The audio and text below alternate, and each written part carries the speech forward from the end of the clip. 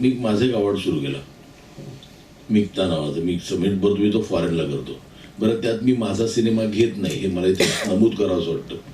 माझ्या सिनेमाला मी सांगतो, माझ्या सिनेमाला डिरेक्शन माझं आणि सिनेमाला अवॉर्ड द्यायचं नाही. बाकीच्यांचं मी नुकसान करत नाही, कुठला ॲक्टर असेल त्यांना मिळू दे, पण मला पर्सनली द्यायचं नाही आणि माझ्या सिनेमाला द्यायचं नाही. तर मी मिक्ता करतो, ते बाहेर करतात. बरं मी त्यावेळेला लागलेले 100 सिनेमे सगळे बघत नाही. आता आपल्याला एक साधारण एक ऑडियन्सच्या याच्यावरून अंदाज येतो की त्यावेळेचे 10 सिनेमे कुठले चांगले आहेत. ते मी 10 सिनेमे ठेवतो. आय टेक गुड जजेस जे आजचे आहेत.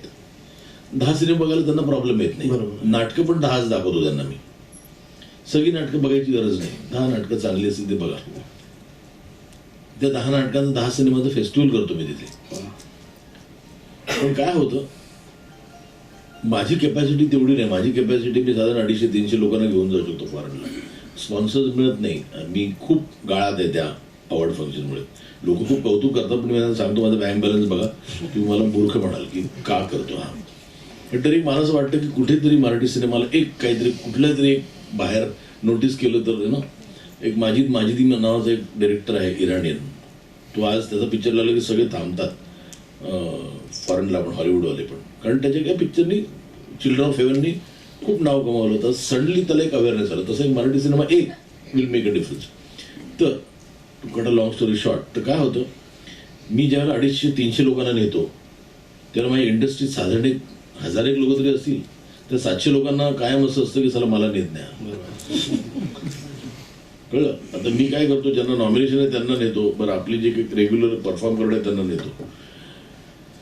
बाकीच्या ठिकाणी मग हे जज कॅटेगरी असतात ना, मग ते म्हणतात देऊ द्या महेश पिक्चर, तर मला बघून घेऊया. तर मला त्यामुळे मी आता त्याच्याबद्दल आय फील द ऑडियन्स जी पावती मिळते ना त्या की पावती नाख्या जगात. पण सर, मराठी चित्रपटाला खऱ्या अर्थाने चांगले दिवस येत आहेत, म्हणजे आलेलेच आहेत, आणि त्यात तुमचं योगदान फार मोठं आहे. नाही असं मला नाही. माझे 2-3 पिक्चर आता जरा एक कलेक्टिव्ह आहे. मी काही एकट्याने केलेलं नाहीये. मी काय केलं, थोडंसं मी Shivaji made a big difference. कारण त्यांनी त्यावेळेला जवळजवळ 25-30 कोटीचा बिझनेस केला. पण मला असं वाटतं की there are a lot of people. पण हे जे आहे ना विधान, ते इथे समोर कोणी बसले असेल ज्यांना पिक्चर प्रोड्यूस करायचं वाटलं असेल तर नका आधी हे विधान तपासून घ्या. मराठी सिनेमाला चांगले दिवस आलेत. कारण तसं नाही आहे. कारण काय झालंय की हे ऐकून खूप लोक येतात ज्यांना काही सिनेमाचं माहिती नसतं. म्हणजे मी नक्की एनकरेज करेन, if someone here generally wants to produce a Marathi cinema करा, पण त्याच्या आधी तपासून बघा काय सिनेमा करायचा आहे तुम्हाला, काय त्याची रिकव्हरी आहे, काय आहे. तुम्हाला सांगणारे खूप सांगतात अरे सैराटने इतना बिझनेस किया, त्याच्यापेक्षा तुम्ही 50% झाला तरी तुम्ही 50 कोटीचा बिझनेस होत नाही 50. बरोबर. त्यामुळे आणि मला असं वाटतं की आज 100 सिनेमे जे होतात ना मराठी वर्षाला, that is killing Marathi cinema. Marathi सिनेमे 40 यावे वर्षाला, म्हणजे लोक पाहू शकतील 100%. बघणार कुठून. आता हे काय झालंय की त्या गव्हर्नमेंटने त्याच्यात एक सबसिडी डिक्लेअर केली. आता मी सबसिडीच्या कायम अगेन्स्ट. त्यामुळे मी खूप प्रोड्युसरना आवडत नाही. कारण मी गव्हर्नमेंटला सांगतो सबसिडी कॅन्सल करा.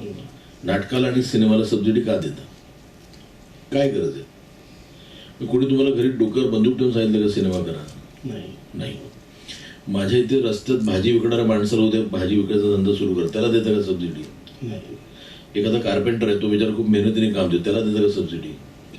फिल्मवाल्यांनी काय मोठं घोडा मारलं की त्याला देता तुम्ही subsidy? I don't like it. का बरं तुम्ही करोडो रुपयाचे सिनेमा भरतो, तुमच्याकडे आहेत म्हणजे पैसे म्हणून बनवतो ना, त्याच्यावरती तुम्ही 40 लाख रुपये का घेता? गव्हर्नमेंटने का द्यावे? बरोबर आहे. I am totally against subsidy. त्या सबसिडीमुळे काय होतं, ते 40 लाख हे बनवण्यासाठी की आपण 1.5 करोड में बनाएंगे, 40 तो गव्हर्नमेंटचं आहे का, फिर आपण सॅटेलाइट बेचेंगे, हे करेंगे ते करेंगे, आणि हे बसावं सिनेमे येतात आणि सगळे कोसळतात. आणि it gives a bad name to the industry. बरं, हे करणारे त्यांना पण काही, त्यांना एक माहिती नसते की आपण पिक्चर बनवला. हे चक्रव्यूह आहे. हे अभिमन्यूसारखी करता येते प्रोड्युसरची. त्याला सांग ये करेंगे वो करेंगे, 1.5 करोड में तुम्हारा ये पैसा आएगा, तुम्हारा सॅटेलाइट से आएगा, तुम्हारा थिएटर के लिए इतना आएगा, तो पैसे मोबाईल लागतो. पैसे पिक्चर कम्प्लीट झाल्यानंतर त्याला हे कळत नाही की तो डिस्ट्रीब्यूट करायला पण पैसा लागतो. बरोबर. जेवढा बनवायला लागतो तेवढाच मार्केटिंगला. बरोबर. त्यामुळे आता म्हणजे थोडं we need to thank Modi also. Yes. डिमॉनिटायझेशनमुळे ही अशी बरं हा कचरा बाहेर येत आहे. क्या बात आहे. म्हणजे मुलाखत अशी जशी पुढे जाते ना तसं मला ना मुलाखत घेण्याआधी बऱ्याच जणांनी घाबरून ठेवलेलं की कशी घेणार आहेस तू वगैरे. नाही मी पण सॉरी टू कट यू, पण खरं सांगतो अंतरंग जसं कळत चाललंय तसं महेश मांजरेकर माझ्या जवळ येऊ लागले. मी जास्त कम्फर्टेबल होतोय आणि खरोखरच तुमचा हा प्रवास हा आदर्श ठेवण्यासारखा आहे. आणि त्या प्रवासात हिंदीची वाटचाल जी झाली सुरू त्याबद्दल आता आपण येऊया. नाही हिंदीत होतो मी, मला नाव I feel very uncomfortable there. कारण आता तुम्ही बघाल तर अर्ध्याधिक पिक्चर साऊथचे रिमेक्स करतात, इंग्लिश रिमेक्स करतात. कोरियन सिनेमा हल्ली खूप लोकांना आवडायला लागले त्या हिंदीवाल्यांना. पण आणि काय झाले हल्ली इंडस्ट्री एवढी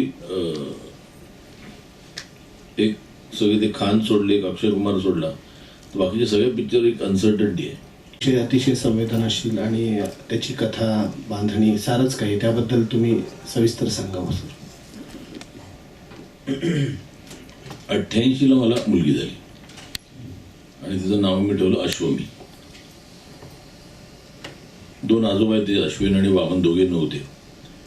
मी त्यांची नावं दिली, अश्विनचं अश्व, वामनचं वाम आणि मुलगी म्हणून अश्वमी. कुठेतरी मला विचारलं घोडा मी नाव आहे का तिथं? म्हटलं नाही. म्हटलं त्या नावाचा अर्थ तुमच्यासाठी नाही, तो माझ्यासाठी खूप मोठा आहे.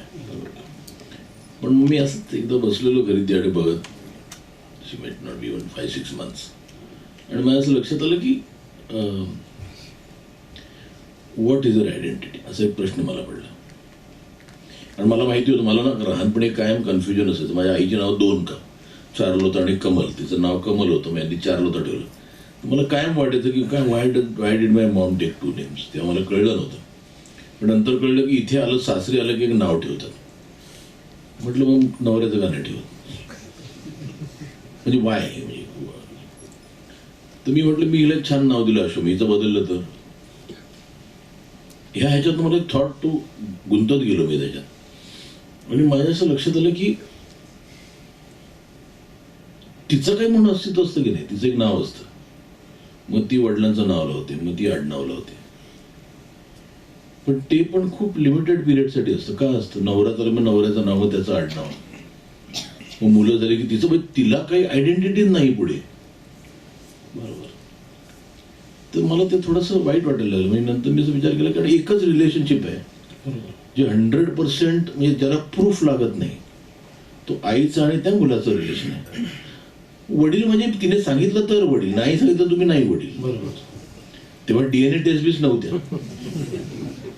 तू आहेस तर तू आहेस. त्यामुळे ते relationship is always at the what the woman things.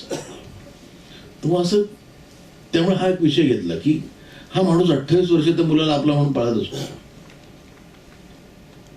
आणि मग असा विचार आला मला, त्यावेळेला मी नाटकं करायचो, मला इथं नाटक करायचं होतं खूप. मी बऱ्याच रायटरना सांगितलं, मी माझं मराठी काही फार ग्रेट नव्हतंच त्यावेळेला, अजिबातच नव्हतं. तर मी प्रशांत दळवी आमचं एक चांगलं लेखक आहे, त्याला सांगितलं, मी राजीव नाईकला सांगितलं, बऱ्याच जणांना सांगितलं. पण ते म्हणाले बरं आता कसं असतं की माझ्या डोक्यातला विषय, ते म्हणाले तूच लिही. म्हटलं मी कसं लिहू, मला काही मराठी येत नाही लिहिता. झाले काही खूप दिवस असं राहिलो. मग त्यावेळेला पुन्हा आमच्या एक्स बायकोने सांगितलं की तुझं सिनेमा का नाही का? म्हटलं नाही का, सिनेमा कुठे. मग ते राहिले साधारण खूप 1-1.5 वर्ष. आणि एकदा मी असंच ऑफिसला बसलो तर कुठेतरी सम्मान मेन्शन एक डायरी कोणतं लिहितो आणि मग त्याला लक्षात राहतं. That is very the screenplay. तर मला हे सापडलं. पण this film is a very close film to my heart. माझं कायम म्हणणं असतं की मी हा थोडासा अर्ली केला पिक्चर, मी आत्ता करायला पाहिजे. Today the audience has been more receptive. आज मल्टिप्लेक्समुळे खूप एक चांगला ऑडियन्स आला आहे. त्यावेळेला सिंगल स्क्रीनमध्ये audience, this film did really well त्यावेळेला. पण मला वाटतं ह्या फिल्मला you can date this film. अजूनही तेच चालतं, अजूनही म्हणजे आपल्याकडे नॉर्मल आता एज्युकेटेड फॅमिलीमध्ये नाही चालत. हल्ली मला खूप बरं वाटतं, हल्ली मुली नावं बदलत नाहीत, आपलं आडनाव ठेवतात अजूनही. आणि it's a very healthy sign. मला वाटतं तिची आयडेंटिटी तिची राहू दे की. म्हणजे मी माझ्या मुलांना कायम सांगतो की माझं नाही लावलं तरी चालेल, पण आईचं नाव पहिलं लावा. आता सुरुवात झाली कुठेतरी, झाली. कारण आता क्रिकेटचे जे आमचे बॅट्समन्स आहेत ते सुद्धा काही वेळा आता ते काहीतरी आलेलं ते पण ते ठीक आहे, ते पाठीवर लावलं ठीक आहे, म्हणजे कुठेतरी सुरुवात झालेली आहे. लावायचं आधी नसतं. आमच्याकडे ते सगळीकडे असतं की आईचं नाव लावाच. बरोबर सर. आता एक ट्रेंड झालेला आहे की काही जुन्या चित्रपटांचे परत रिमेक करतात.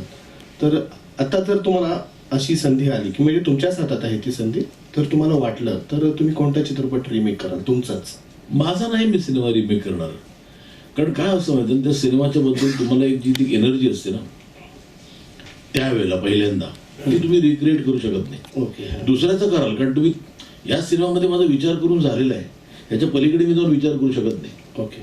मी दुसरा एखादा सब्जेक्ट कर त्याच्यावर मी विचार करेन.